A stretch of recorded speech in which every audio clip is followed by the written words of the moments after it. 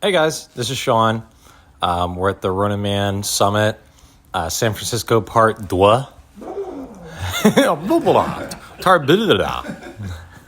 However they say it. But okay, so I'm going to lead off the first little breakout meeting, and this is called the $1 Billion Deal. And this is a story about me doing something pretty interesting with social skills, because I used to not really have any. So developing them more and more and getting to, have something this crazy happen to me is pretty interesting. So I thought I'd share it.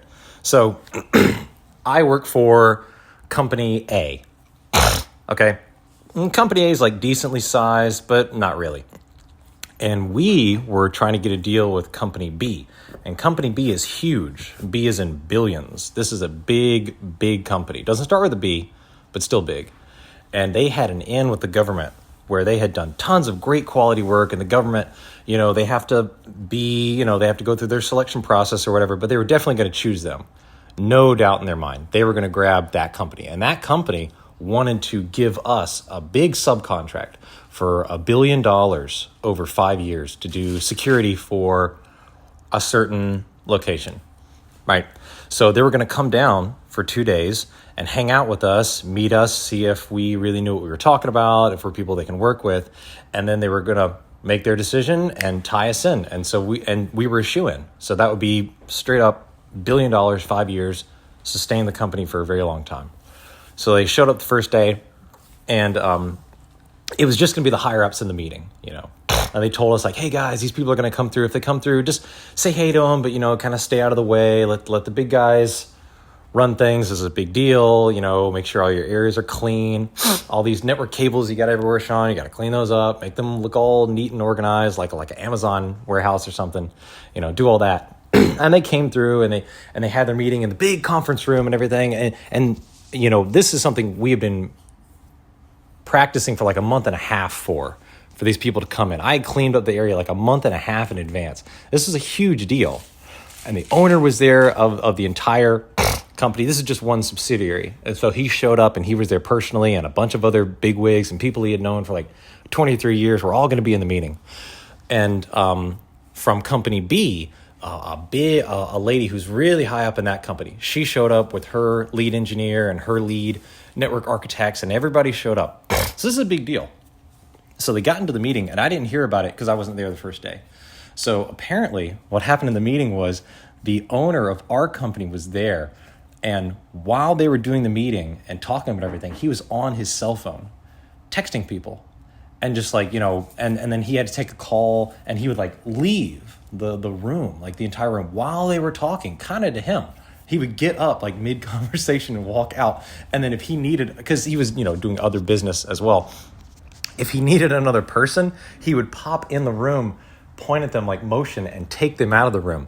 So at one point, he kept pulling people out of the room, and there was only like 2 of our guys left, and they weren't even high ups, like no decision makers or anything. Basically, just like low level people that were just sitting in the room, and they're like, I guess he kind of abandoned us.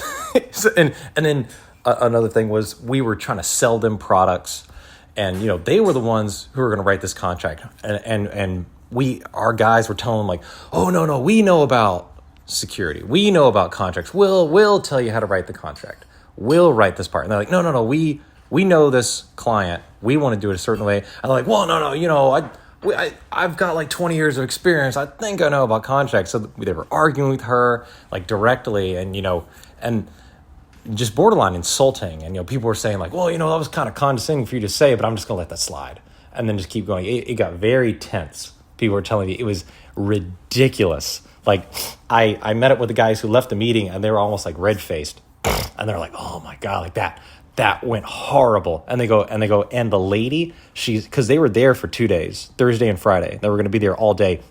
And they told me the lady is not even going to be there. She's going to sit in her hotel room the second day because she's already written it off. And she's the decision maker. So she's already completely said, like, fuck this company. I'm gone. The only reason I'm here is because we're here till Friday. I'm going to sit in a hotel room kind of in the middle of nowhere. No real taxis around that area. I'm just going to sit there because I would rather do that because I already know the answer is no. And so the first day went terribly, and I was sitting there talking with them, and they're like, well, this is probably already blown, honestly, but we're going to have you go in and like talk to them about some cybersecurity stuff, setting up some networks.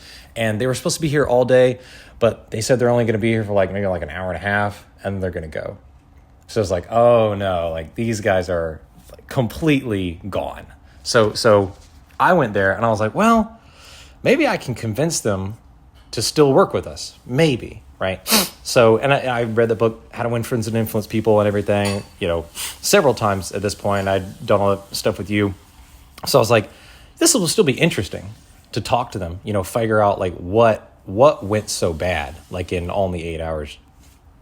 So I got in there. Basically, it went so bad that you had a chance to fix it because nobody. Yes, because nobody else like, even. Whatever. We don't even want to talk to them. Yeah, and my company A's guys, they knew it was so fucked. Even a bunch of them didn't show up. The owner didn't show up. The senior execs didn't show up. It was just me and like some secretaries and like the people who do like the graphic art for our business. It was like those guys and then me. so everybody important left. They're like, oh, so over. Yeah, they're like, oh yeah. God. So I was there, but the network guys were there. And so they were there, and when I first got in there, I was like, okay, I need to learn like what these people's names are. So as they said their name, I actually wrote it down pretty conspicuously. I had like a notepad, and as I was talking to them, I wrote down their name, like what they did and stuff, and I was talking to them and just interested. And I was thinking like, man, what am I going to say? And I figured out best thing to say is nothing, because these people haven't been listened to the whole time. Other people were talking over them. Other people were trying to sell them products they didn't want. They wanted us to do a subcontract. And so I just asked them like, so what do you guys want us to do? And then they just started talking, and they just started like, well, we're looking for this. We want you guys to do security for this kind of thing and have it go up into the government's private cloud and connect over here and do all this. And they were talking really vaguely. One thing that I've learned from tech guys, well, I kind of used to be like this, is that tech guys are very sensitive to criticism. They take a lot of pride in being right, or like having a good solution, and not having, like when they put out their proposed solution, they don't want other people nitpicking it and playing with it and messing it around. So like with brainstorming, like some people will just throw out ideas, and then people will take that idea and mess with it and other stuff. Those guys, they won't throw out ideas. They'll get an idea, like a rough idea in their head, and they'll develop it ahead of time. And then when it's this finished product that nobody can really like criticize or improve, then they'll throw it out. And so these guys were like that. They were talking really vaguely, like, well, we just want to have a network, connect all this stuff, but they didn't want to put anything down on paper. They didn't want to draw anything because they didn't want to be the ones who drew it. And then other people were like, well, that really won't work from a security thing. Let's change that and do that. So they didn't want to put anything down. And of course, so I figured that out. And I said, okay, well, I'm talking really vaguely. They're talking really vaguely. Somebody is going to have to break this somehow. And so once I noticed it, I instantly just picked up a marker. I was like, okay, so tell me what you guys want. And I took out the whiteboard, and I was just drawing for them. So I like drew a box, and they would correct me, and they go, well, it needs to actually be more like this, because they love like they're very good at like critiquing. Those type of guys. They hate being critiqued, but they love to critique. Yes, they love to critique because they love having that niche special knowledge. And I knew that because I used to really be like that. And so I was like, oh, like this kind of network? And like, yeah, but it needs to have this kind of thing to it. And I was like, oh, okay. And they're like, oh yeah, and it actually needs like these kind of ports. And I was like, oh yeah. And I was like, okay, you put a camera here. And they're like, well, this kind of camera. And I was like, oh, that kind of camera. And so I drew it all up. And at the end, we had this big sketch. And they're like, that's awesome. This is great. Like, thank you so much. Like, yeah, like, I really love your creation. This is exactly what we wanted. And they were telling me, and I was thinking like, well, I just drew what you just told me to. I was like, what? And they were like, this is great. Like, yeah, and they were like taking pictures of it, and they were gonna text it to their boss, and they were like, yeah, this is great. Yeah, you guys really seem like you know what you're talking about. But I just listened to them and connected everything, and they took pictures, and they went back and told their boss, and they wound up changing their minds. they wound up going with us, and the owner of the company came by and he goes, hey, I heard like you kind of like you talked to those guys. That was really good. Like what you did. Like I think they're actually going to go with us now. And they wound up selecting us, and they recently they won that contract. So now we're tied into that, and that's going to be our project for the next 5 years. And actually, because I did such a good job, I'm going to be the person like leading all the technical stuff for that project and interfacing with that customer, because I have that relationship, even though I only talked to him for like, maybe like 2 hours. And it was quick too. I just talked to him real quick, snapped it. And that's the design we're going with, is the thing we just put, because they already knew what they wanted. They had to have a subcontractor with certain certifications, certain things to do it. And I figured that out because I just listened to them, And so because of that, we've got that contract, and I'm like the guy kind of running that now. So and it was a lot of fun just to like talk to him. It was easier. I didn't have to be super technical. I didn't have to know all the ins and outs. I just asked them, and they kind of did all the work for me. And like nobody else really listened to them, because what they were asking was really simple. And if they had listened, it would have been over very quickly, because they just told me what they wanted. I drew it on a board. So it's incredible that the other people didn't just do what you did. Like they missed the opportunity, whereas you saw the opportunity. These guys were in their 50s and 60s, and these were old guys, and these are guys who had been in the contracting game for like 20 or 30 years. So they were people who had interfaced with probably hundreds of customers. They were people who had been like personal, like almost personal friends and like assistants to the owner. And everybody knew how much big of a deal it was. And it's not like I'm sure they know like how to do the social stuff, but they just weren't willing to, I don't know. I think they just didn't want to, or it was just going to be too much effort. I'm sure if they could, if they really, really needed to, they could be social, but it was just going to be too much effort for them. And they just kind of got lazy and like, well, I kind of feel like criticizing this person. I kind of feel like I have this gut reaction. I'm just gonna, this person's wrong. Oh, I think they're calling me stupid. I'm gonna correct them. I'm gonna show them that I'm smarter than them. I think that's a lot of the stuff that was happening. Right. Yeah, that's a great story. When I was headhunting, I was one of my kind of first juicy areas was ERP software people. Do you guys know ERP? It's kind of not a thing anymore. I think it kind of is, but it's not.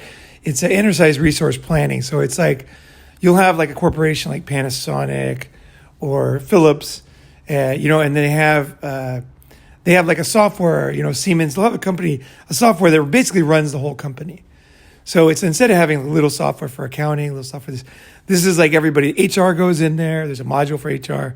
There's a module for accounting. There's a module for manufacturing. It's a module for sales.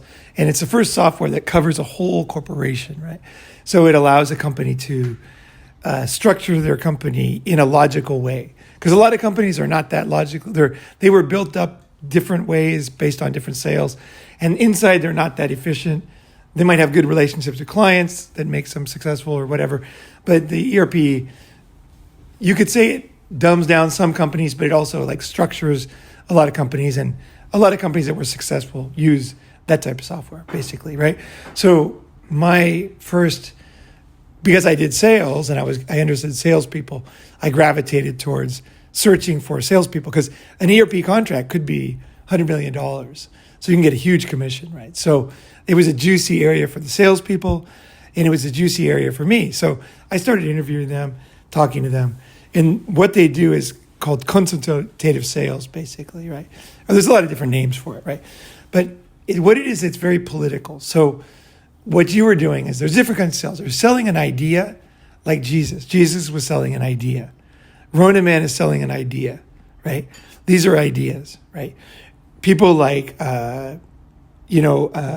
anybody, Joe Rogan, they're selling ideas, right? So these are type of ideas, right? So, and then you have like services, right? When you're selling, that's very different than products. So a lot of people get confused. They're good salesmen in products, and they try to sell services, and they totally fail. And then there's consultative sales, which is both. So you're doing products, installations, restructuring their company because they had to restructure their company to use ERP. So the problem is when you're selling something like that is, okay, let's say you have a system that's going to make the company more money, but the guys in charge of the different lines, they don't really care.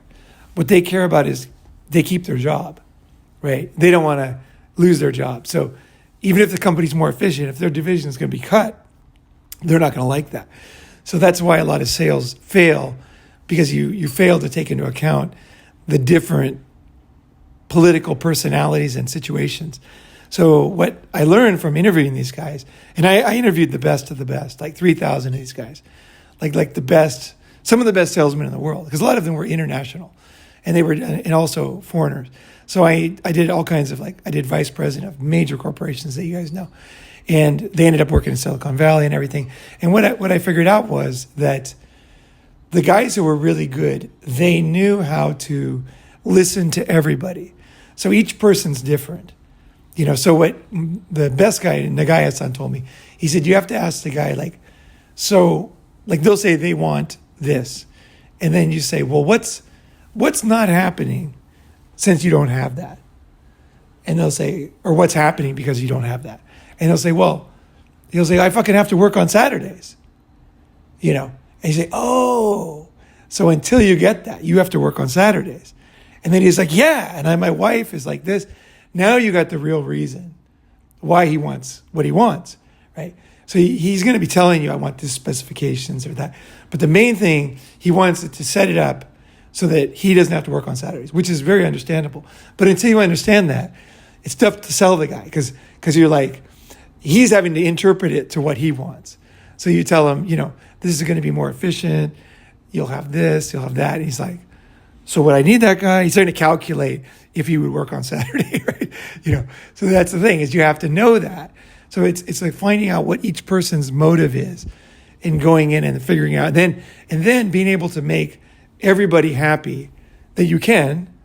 And then the people that you can't, you have to, obviously there's some people will be fired when you restructure or, when you change anything, go from the mail to the internet, you're going to lose a mailman, right? It's just going to happen, right? So you have to be, good at making sure that the right guys support your idea and they don't let that guy, you know what I mean? So you have to, as a sales guy, you have to say, look, we're going to probably, I'm looking at it, we're probably going to have to let that guy go.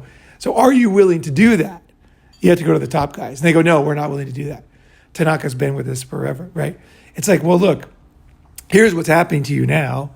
You're losing this much money. You're not getting these customers. You're falling behind. Best engineers don't want to join your company. I just talked to somebody and they went to another company because he didn't feel you guys had a good future. But if you just get rid of Tanaka, you can make these other guys happy. And because the guy is a kind of guy who wants to be nice to people, right? He wants to make people happy, he wants to make Tanaka happy. But you show him that by making Tanaka happy, you're making a lot of other people unhappy, right? And then he's like, oh. So then it's easier for him to make the decision to fire Tanaka because he knows what he's doing is helping a lot of other people he cares about. So it's like we all have our viewpoints. So you have to go in and find out what is people's thing, right? And then you have to sell to each individual person. It's not a corporation. It's a bunch of conflicting interests in people. So it's a matter of listening to them, hearing them. So you did good. You listened to them, right? And you listen to them individually. What you could do when you're doing a larger contract is you meet them alone and you really let them talk. Let them cuss, take them out drinking, and they'll say, I fucking hate that guy. This guy's always fucking our company over. He's always stopping this, making sure that doesn't happen. And then and then you keep secrets. You never tell anybody what you learn. And then you put it all together. Then you'll come up with your genius strategy. And you'll go up there and say, look, sometimes you have to present it. And you say, look, we got to do this. You guys got to, if you guys want to change, you got to do this. But here's the benefits. And the guy's like, no, say, wait, just wait, here's what you're going to get. And you can put together. So that's what consultative, large sales. And these kind of sales, you get commissions, $6 million, things like that. Because you're able to handle all those things. And then you give great value because nobody else can help the company to move forward the way that you can. So as an outsider, you're able to maybe they'll be more open with you if they trust you. So you have to let them know that they trust you, that you're not going to tell other people things. That's very important, right? A good sales guy is like, you're tight-lipped. You might have to say it in the end. You might, you know what I mean? Like you might have to break a couple eggs to make an omelet, but in general, when people are telling you stuff, you're not blabbing, you're not letting it out in your face, you're just stone-faced. And everybody's like, I trust that guy. I trust him to tell him something, right? So, here's one thing I did. I was, that might be useful. I think I talked about it before. Anyway, I thought it was just very interesting. So it's a quick story. So I went to my friend of mine had a motorcycle factory, and they were not making motorcycles big before. And he took me in there. He says, I can't fix this. I don't know what's wrong. They're not making things. I got to close it down. I got to fire all these guys. Chinese New Year is coming up. He's going to fire them during Chinese New Year, which they're probably going to burn the place down if he did, And these guys are country guys. They're going to be pissed, right? They're definitely going to steal everything they can, right? And they're probably going to do something bad, like sabotage a machine or something, right? So, I was like, dude, just let me sit in there and just give me a day with them. And don't be there. Don't be there. Because I knew they didn't like him because his personality is kind of, it's not the most people person guy, right? So I just went there and I just sat there. I came in, this white guy coming in the factory. I just sat down on the ground. I just sat there and just didn't talk to anybody.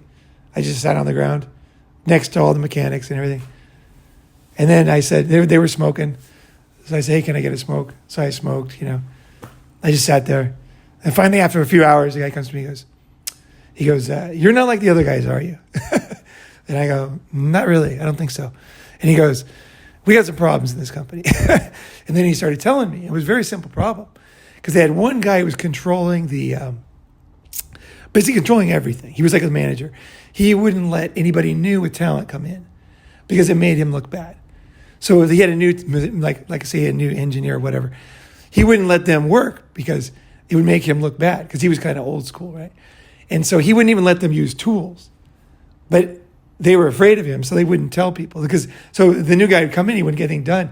It's like, what the fuck is wrong with you? You said you're going to do this. And he's like, I'm sorry, boss. We were busy. And he wasn't getting anything done because the guy wasn't letting him use any fucking tools. But he was afraid of him and he couldn't say anything. So I finally the guy told me, I said, look, the first thing I said to the guy, I said, look, before he even talked, I said, listen, whatever you tell me, any information you give me, I will never use without your permission. So anything you tell me, even if it's greatly to my advantage, I will not tell. So you have to tell me how to use the information or approve what I'm going to do. So then he told me the truth. So then I said, well, what should we do? He goes, I don't know. And I said, why don't we fire him over Chinese New Year and tell him that something changed? And I came up with a plan that made perfect sense. And he's like, that's great. Because that way it'll look like this. And it won't look like I said anything or, and it'll just look like a normal Chinese New Year kind of thing. And I was like, yeah. So then we fired the guy, fucking profits through the roof. So it was a matter of just getting their trust. And I wasn't selling, but I was problem solving. That's what you're doing when you're selling. You're problem solving. The company wants to move forward. And you're problem solving to get them into the things that they need in. That's what a salesman does. Salesman doesn't push things down people's throat they don't want. He figures out if he has anything of value that can help them. And if he does, he tries to not let anything fuck it up. Tries to, you know what I mean? So it can get installed. Like you're trying to help a friend and he doesn't want help. It's like a good salesman is able to smoothly get him to where he does what's in his own best interest. And then he's like, thank you for pushing me through that. That was so hard for me, right? So that's what a salesman does. That's what a real salesman does. So you're not trying to sell anything. So if anybody doesn't want anything, like I'm totally happy to hear that. Because I know there was nothing there anyway. You know what I mean? I don't expect, gold bars here because there's no, you know what I mean? I just go, no gold bar. Yeah, whatever. No, let's go get some breakfast, But if you expect something, sales, you always think everybody's a potential customer. You push. It's like, fuck that. Don't be like that.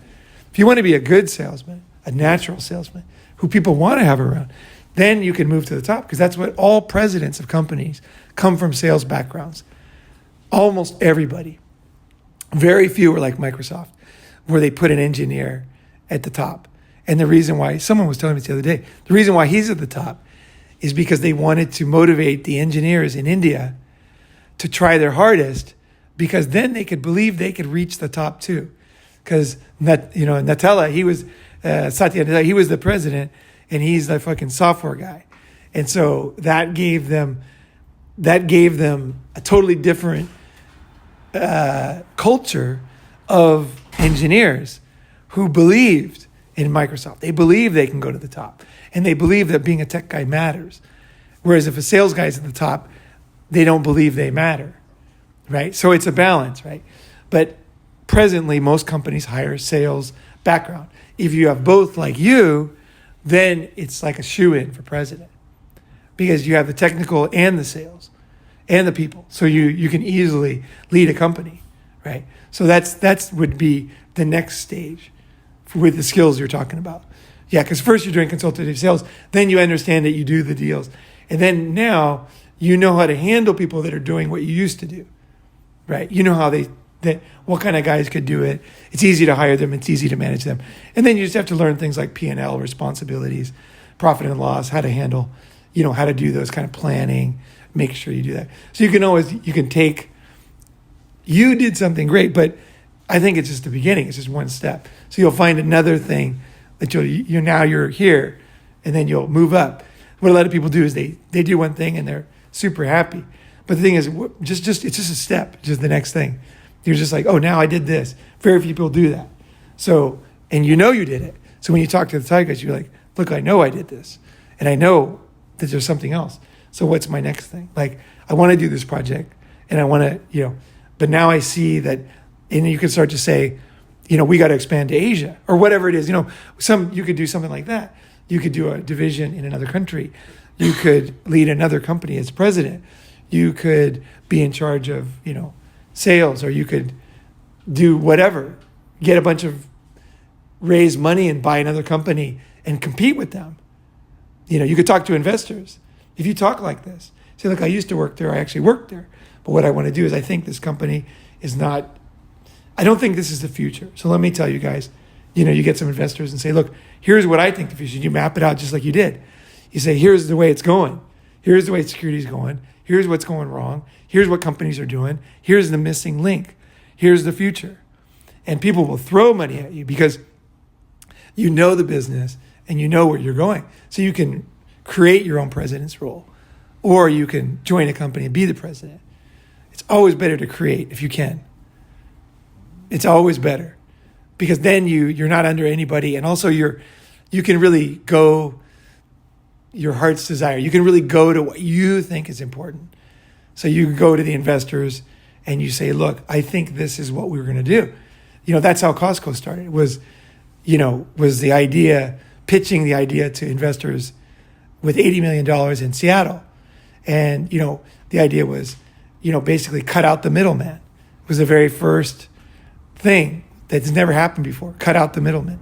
There was always warehousing companies, they did that. And then there was manufacturers and there was retailers. This was just a natural thing. Costco was the first line. We're going to cut them out. We see the future of retail as more pared down. Why give the profit to these guys when the customers can get a lower price, right?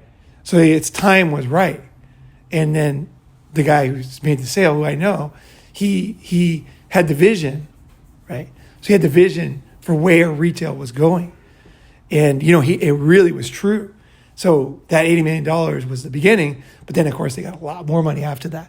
So it was when you reach other levels, you can start to see you're up higher, your helicopter's higher. So you can start to see what other things exist. And you won't think the same way, because you'll be thinking, what can I do next? What needs to be done? What's bullshit? You won't be like complaining like most people. You're more like, oh, there's something going on. Now they're doing that. What needs to be done? How can we do that? Can we do that? Somebody else do that? What, how can this be solved? How can we just do that? I can retire after that, whatever, but I just want to do that. It's like your job is never your life, but sometimes you really do want to do something. you're kind of like, I do want to, whatever it is, in business, business does have meaning. It can see you're motivated. Business is cool. It's a man's game, like creating industry, jumping in, taking over is kind of a different game other people play.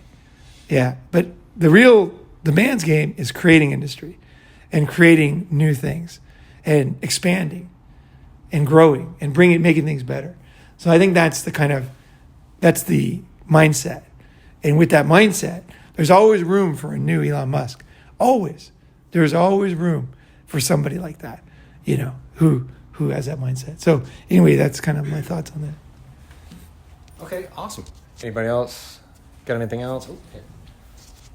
This might be a little off topic, but what you were saying about the good salesman, being a good... That's what he is. That's exactly. Right. Well, being a good salesman is not just trying to ram a product down someone's throat and make the sale, but like really understand them. I feel like guys that are really good with women, like the pickup artist type guys, it kind of applies to them too. Like they're not just like running around and, throwing a few cheap lines at girls, but they really like try to like understand the girl. From what I've noticed, like all the guys that are like really, really good with women, like they really try to, get to the bottom of like what the girl is looking for and kind of what her problem is. It's almost like being like kind of like a salesperson in a way, like a good salesman. Have you noticed that? Yeah. And what gave me the thought, you said this morning that you followed one of the guys from RSD around for 3 months or something like that. What kind of like techniques did he use? Was it kind of like almost being like a salesman, or what did you notice from that experience? That's kind of his thing. So I don't want to go into his deal, because the reason why is because it's sensitive, because I think he does something else than he says he does. And I don't think he knows what he does, because I watched him. I think he has a different technique than he thinks, actually, that makes him successful. There's a lot of people like that. They don't really know why they're successful.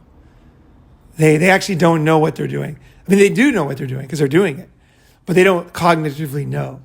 And sometimes it's better that way. You know what I mean? You have a guy, he's just very happy in his life. He doesn't care what anybody thinks about him. He's just very happy. But if someone tells him, dude, you look terrible, your clothes, the guy's like super destroyed because he was just happy doing his thing. If you make him self-conscious, it can ruin things. So sometimes better just to let people do the things. But he had his own thing. But I think you're right. I've definitely had girls who I made a connection with them, and they're basically like, I just want to be closer to you. I know what you want, but I'm happy with that. I just want to be closer because the connection that we made, they want to enjoy that connection, that thing. So it's a connection. It really is a connection with people, whenever you're kind of almost anything really, it's basically influence that everyone's afraid of. But nobody admits that they like to influence. But influence is really the key to life. I mean, if you want your kids to die in a car accident from your house, don't learn influence, because you won't be able to influence them and they'll run in the street and get killed. So, it's a very important thing to know how to convince somebody of something that they need to do, right? That's influence. So that's really how to connect with people and how to present it in a way that they can understand. Because a lot of people, they give up. They're like, I told him, and he did it anyway. That they don't realize that they're a total failure. Because, of course, something didn't work. You just try another way, and you listen to them again, and you try to somehow reach them, right? It's just over and over, you're trying different things to finally reach them, so the kid's doesn't run in the street, right? So that's really what it is, that thing. So sales is the wrong word, I think. It really is. Everybody does it. Engineers do sales to get jobs. It's just all sales. And everybody's afraid of it because they think they just don't. Sales is super easy, you guys. You basically heard everything you need to know about sales. This is basically it. It's super easy. Just connect with people, figure out what they want, listen to them, make sure, at different levels, come up with a solution that fits them, present it in a way that's honest, and you know what I mean? And if they don't want it, they won't buy it. It's easy. But people like to buy a lot of stuff. Look outside the window. Everything was sold. Every single thing you can see in this room and outside this room was sold. Somebody sold it to somebody. right? And somebody bought it.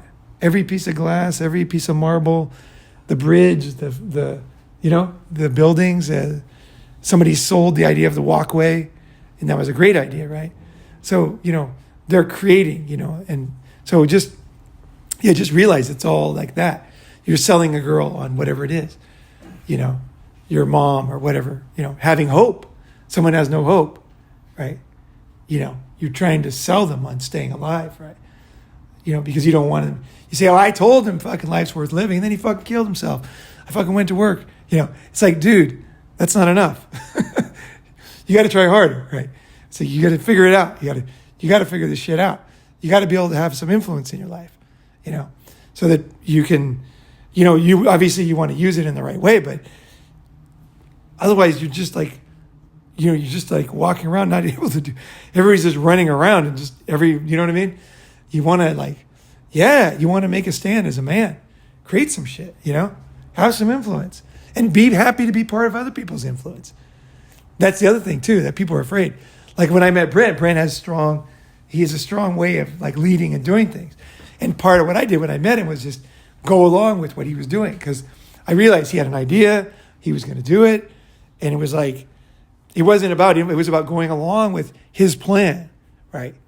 So, when you to influence is also to be influenced, or to go with something that's working, because you don't influence anybody by saying, no, don't do this fun thing you want to do. Do this fun thing I want to do. People will be like, fuck you, man. The fuck out of here, right? You're like, let's go, let's do it, yeah. And you're in it, and then you're having a good time. And then people are like, hey, what was it that you wanted to do, And then you just kind of, that's how it works, right? So it's giving and taking, right? It's being a leader, being a follower. I'm a follower all the time in my life. In this channel, a lot of times I'm presenting ideas, but because I always want to learn. Brent has a lot to teach me about tons of stuff. And so I'm just listening, business or whatever. Landscaping. Sales. Is everything. Yeah. Sales, everything else is a detail. I still think I'm better at sales, but yeah. Sales is everything. He is good at sales. Yeah, seriously, everything I do is sales. It doesn't matter. I come up with any idea. Come on over. Just talk to him. Did you hear his presentation? Did you hear the $1 billion deal thing? No. Oh, fuck, that's too bad. I'm going to have to go do something about it too. Oh, okay. But sales is everything. I've had employees. I've been in business since I was 22, and I'm 56. And everything's a detail. Unless I get the job, or I create the art, or I create the high tech, or I create the sale on the house, nobody has a job. Everything else is a detail. Like he was saying, everything else is a detail until somebody comes up with the idea, sells it, then people are employed. Until then, nobody. He just made $1 billion deal for 5 years. Here, hand it to you. For 5 years, his whole company's employed because of him. Talking to Mike.